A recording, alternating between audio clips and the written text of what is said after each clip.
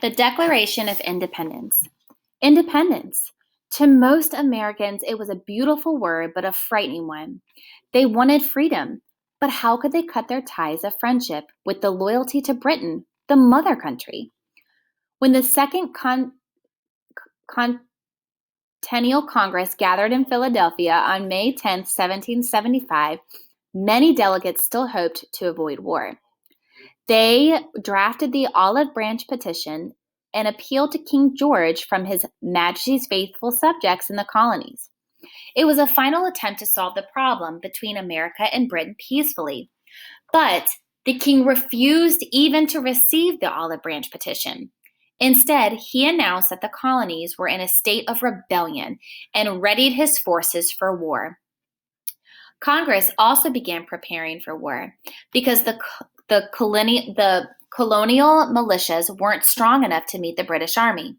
Congress authorized a creation of a regular army, and it appointed George Washington, General and Commander-in-Chief, of the forces raised and to be raised in defense of American liberty. Then the question of independence was discussed. Samuel Adams asked, "Is not America already independent? Why not then declare it?" Most delegates agreed with him. After a long debate, Congress appointed a committee to write the Declaration of Independence. The Declaration was actually written by Thomas Jefferson, who later became the third President of the United States. Thomas Jefferson wrote the Declaration of Independence in 2 weeks. He worked standing at his writing desk, which was set on a high table. Americans had high hopes for the Second Continental Congress.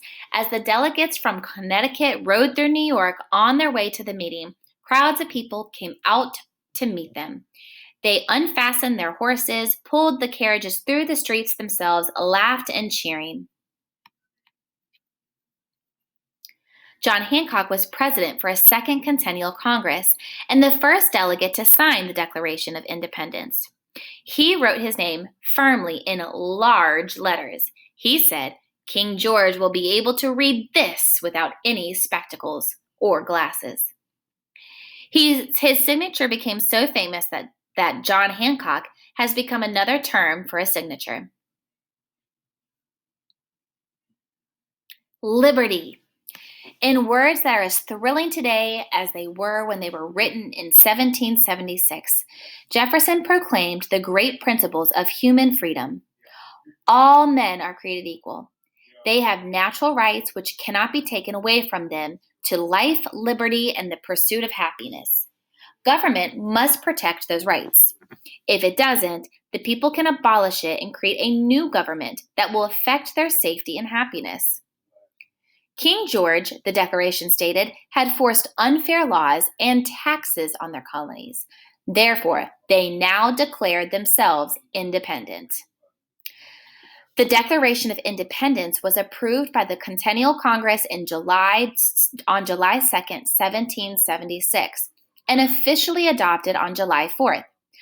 When people heard the news, they laughed, cried, cheered, set off firecrackers, rang bells, and danced in the street.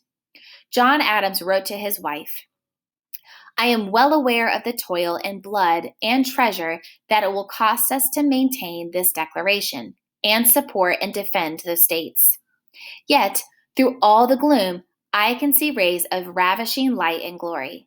I can see that prosperity will triumph in the day's transaction." Copies of the Declaration of Independence were sent by messenger throughout the colonies. It was read aloud on village greens and from the steps of churches.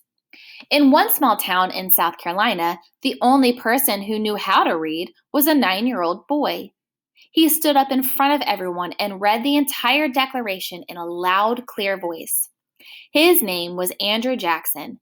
Many years later, when he was grown up, America was independent, he would become the 7th President of the United States.